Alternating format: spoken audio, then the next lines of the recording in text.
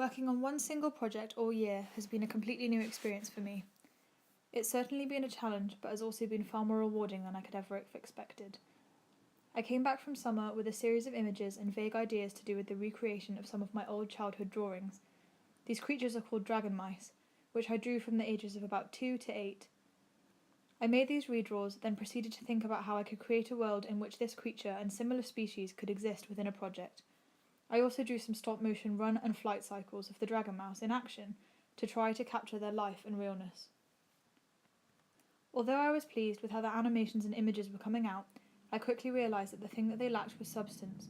Drawing first and trying to stick to a concept just wasn't working, and there was no purpose behind this project other than to make pretty pictures, which is not really what illustration is all about. So I sat down, and I brainstormed with the tutors during a series of tutorials to help me discover what I really cared about in the world, what I liked and disliked, and what I would change if I could. After these tutorials I went away and did some more visual brainstorming of my own, which came out on the page as a few sketchy comics depicting my concerns with views towards gender, race, sexuality, and the education system's attitude towards creativity and creative learning. How it favours academic subjects over creative, and considers academic thinking to be smarter than creative thinking. At first, when making these comics, I would draw the characters within them as people. However, after a couple of pages, I naturally began to move back toward drawing my made-up creatures. My raceless, genderless monsters meant that I was able to make comics that express a stronger argument, yet still avoid pointing fingers at any specific group of people. It also allowed the audience to see the comics from somewhat of a fresh eye, as it would be difficult to make any prejudices about the monsters. The idea of using a non-human character was also inspired by Moomins, which were also born from drawing on paper. Since Moomins were eventually made into an animation, I was inspired to start thinking about this myself. I carried on these comics as I had started them in little 50p books made out of cartridge paper. This small, private way of working helped me create works that were louder and bolder than I feel I could ever have expressed on a larger scale. I'm always scared to offend people or get on people's nerves with my opinions, so I liked having something to work in that once closed didn't shout or provoke. This also helped me not to overthink my work too much, which is something I struggled with during my summer project. I worried that every concept I came up with was not interesting enough and nothing I wanted to address seemed important, so I ended up playing it safe. Using the books as a safe little place, I was able to create work with much more thought and meaning than I ever have before. A major inspiration for some of the comics was the subject of my dissertation. This was the issues to do with deeply ingrained sexism within children's television cartoons. As you may have spotted, there are a couple of comics dotted around the books which address the way girls are often treated compared to boys. I chose this subject for my dissertation for exactly the same reason. As I chose this project, I wished to be part of social change, and I want to do this through the practice of art. As time progressed, I soon filled a book, then two, all with the short satirical comics about various social issues. I gained information and inspiration by researching on the web and asking people what they personally cared or worried about to do with the current social climate. A lot of people mentioned the culture cuts that were happening at this time, and how they were protesting, how they were angry. This helped give me inspiration for where I went next. I decided to narrow down my subject matter to mainly focus on the attitudes towards art and culture. This decision was to not only to refine my development process. I decided to narrow down my subject matter to mainly focus on the attitudes towards art and culture. This decision was not only to refine my development process, but to ease my project into a stronger narrative that may eventually lead to a final place. I also kept with using inks throughout, as it often left little splots and mistakes. I think that these happy mishaps make the comics seem more down to earth, and also more like the kind of political comics you see in tabloids and newspapers. This inclination suggested an audience of people who are interested in absorbing and evaluating new views, the kind of people who keep up with the news and current social issues, but may not have considered topics surrounding art and culture before. This way, the viewer is exposed to matters concerned with this sector. I feel like this audience is right for my project, as I think that shoving opinions in people's faces when they are clearly not willing to listen is not the way to change people's minds. Targeting the people with an open mind starts the conversation that could create a connection between them and members of society who may not have been interested in listening to what my work had to say. On top of this, I created the creatures in digital format to test what they may look like if they were ever shown in full colour. This was not only a test to see how they translated into different medias, but also a palette design because I had ideas for a possible claymation. I ended up using grey as a main colour because it's not a colour assigned to a specific gender, and it doesn't give away any inclinations of race either. The secondary colour I chose to use was pink because it's considered a feminine colour, and according to my research from my dissertation, it's generally socially acceptable for a woman to have masculine traits, but not for a man to have feminine traits. Therefore, my choice of using pink in the colour palette is a kind of subtle backlash to that in an attempt to break down those barriers a little. I chose to go down the animation route for a couple of reasons. One reason being that animation has the ability to bring something to life and to leave a stronger mark in one's memory, and the other is that after researching children's shows, I grew to love the way in which subtle representations of real-world issues can be dropped into light-hearted scenarios, teaching the viewer something new through a metaphor. Contrastingly, animation can also allow you to be pretty blunt and satirical, since you have so much control over the exact timing of the situation. Soon the beginnings of my animation started to take shape, and I created a test clip.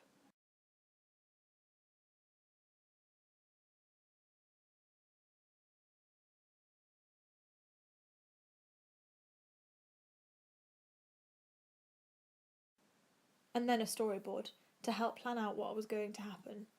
I wanted to create something that translated the fact that art and culture being part of everywhere and everything into a satirical scenario where a teacher is trying to convince a student that they should focus more on algebra than art, because art is never going to be used in real life. As the teacher explains this, arrows point to all the things in the room that only exist due to culture and creativity, which turns out to be everything. After this scene has played out, the camera zooms out and is revealed that the whole thing is being filmed by a camera crew. Arrows then begin to appear all around the crew and the equipment to explain that not only everyday things like chairs, tables, books and doors exist due to creativity, but there would also be no entertainment of any kind. After establishing my storyline, I created a few scenes of my animation.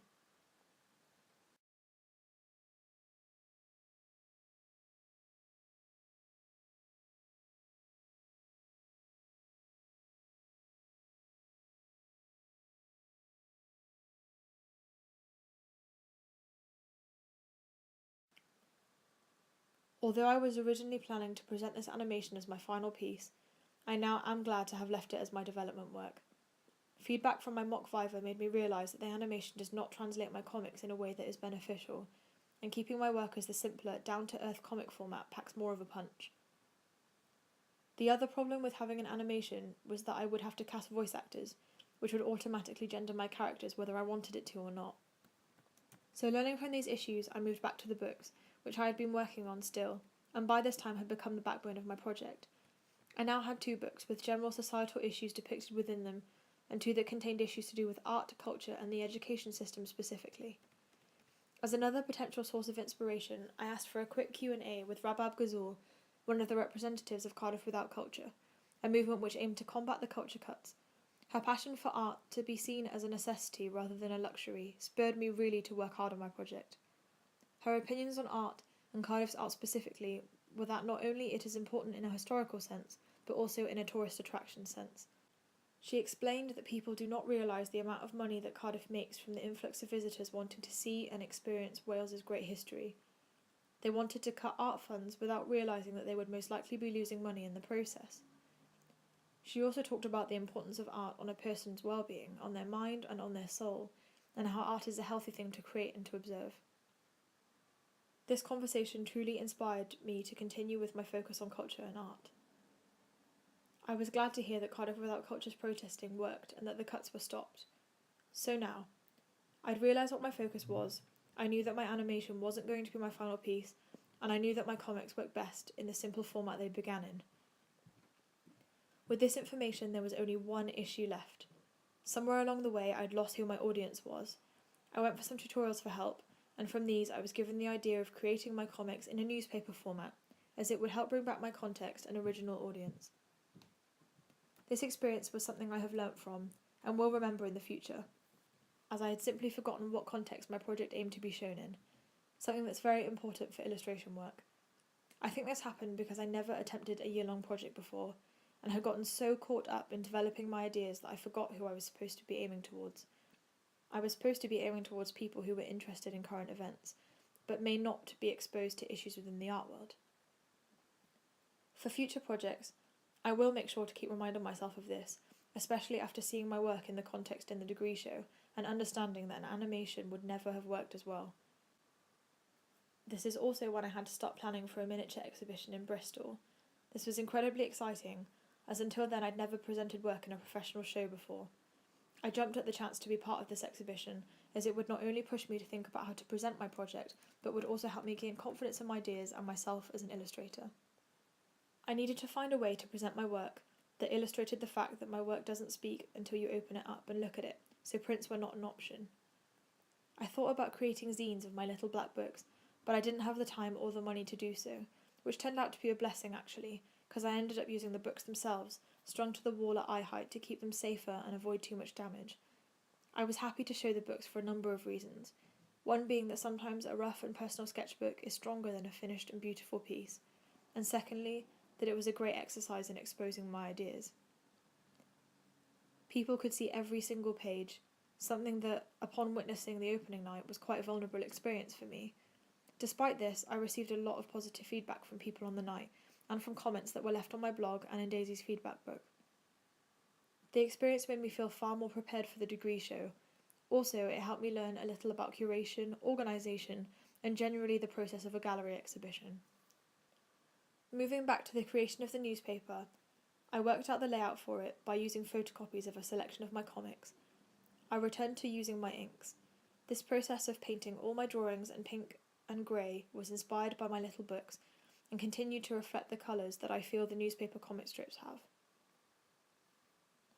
Playing with composition, I chose comics that I thought spoke strongly of the issues to do with the attitudes towards culture and art and revamped them to a more easy-to-read professional standard.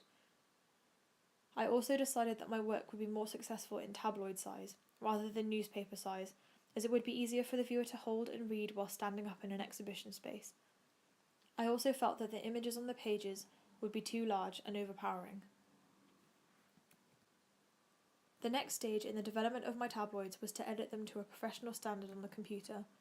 I planned to give the images a lot more depth by adding a digitally coloured grey throughout, which, due to the difficulty of screen to print colour changes, this process was very much trial and error.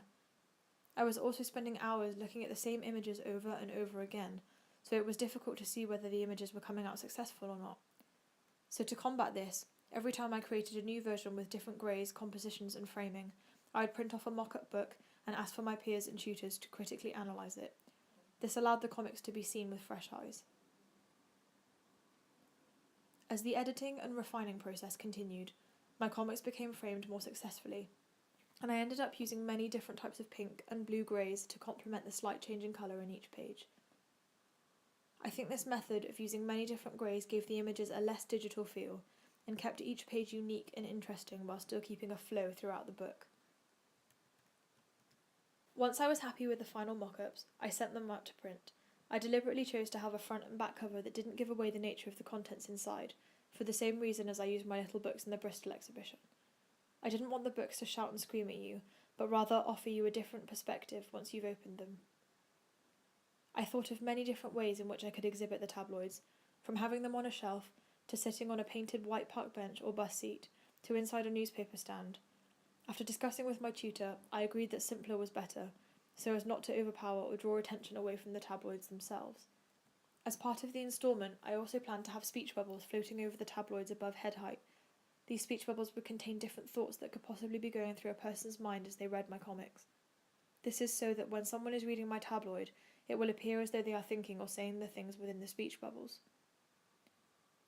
Depending on where you stand, different thoughts or opinions will appear to be hovering over the person.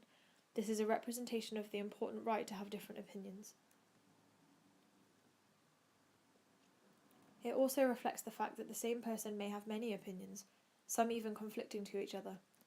On the other hand, you, who is observing the person reading the comics and thinking an opinion, may be tempted to move your angle so that a more favourable opinion is hovering above you, though you may find that no amount of walking around the installation will align the speech bubble you want. This is because what other people's thoughts are is not your choice. In an ideal world, I would have asked for large open spaces with grey walls. My plinth or stack of pallets holding my tabloids would sit in the centre. Large speech bubbles made of vinyl and mounted onto foam or mat board would hang above the plinth, standing out against the grey walls. However, due to restricted space, this just would never have been achievable.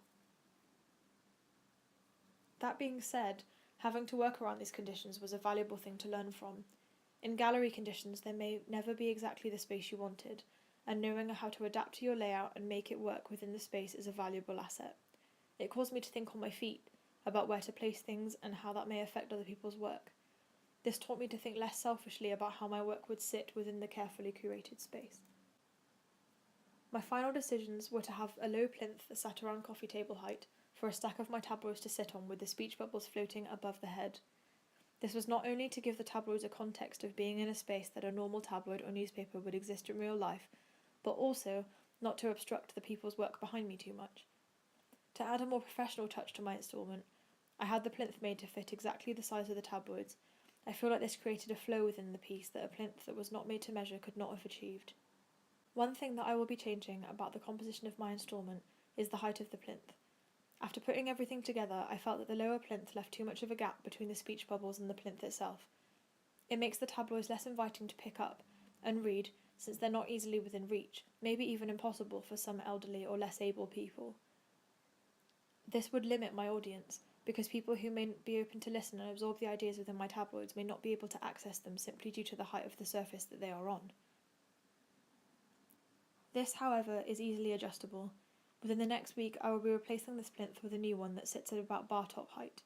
This will allow optimum access and will also create a closer connection between my speech bubbles and tabloid content. The surface of the plinth will still be cut to the exact size of the tabloids to maintain neatness, professionalism, and continuity. Building the show itself was also a brand new thing for me, and although 2 weeks were stressful, there was a lot of hard work and teamwork going on. This was great for curation and DIY practice, as it helped me learn new techniques to do with building and displaying I would never have otherwise had the opportunity to gain.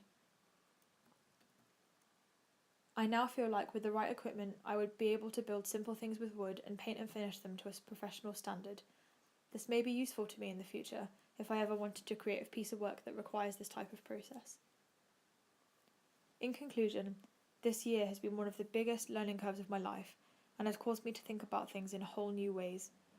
The 3 modules, subject, constellation, and field, have prepared me as well as they can to be an illustrator in the real world, forcing me to jump outside my comfort zone with ideas, presentation, context, and overall confidence in my work and skill. In the future, I'm already planning new and exciting projects. The ideas I have are ones I've carried with me for a while, but have never had, until now, the confidence to make something of them. I think that nearly all my future projects will have some connection to the one I worked on this year, as it focuses on current societal issues. This is something that is constantly inspiring me to illustrate, and is constantly changing, giving me new subjects to understand and to talk about. One such project I have planned is to illustrate the meaning of asexuality, and what it means to be asexual as a person.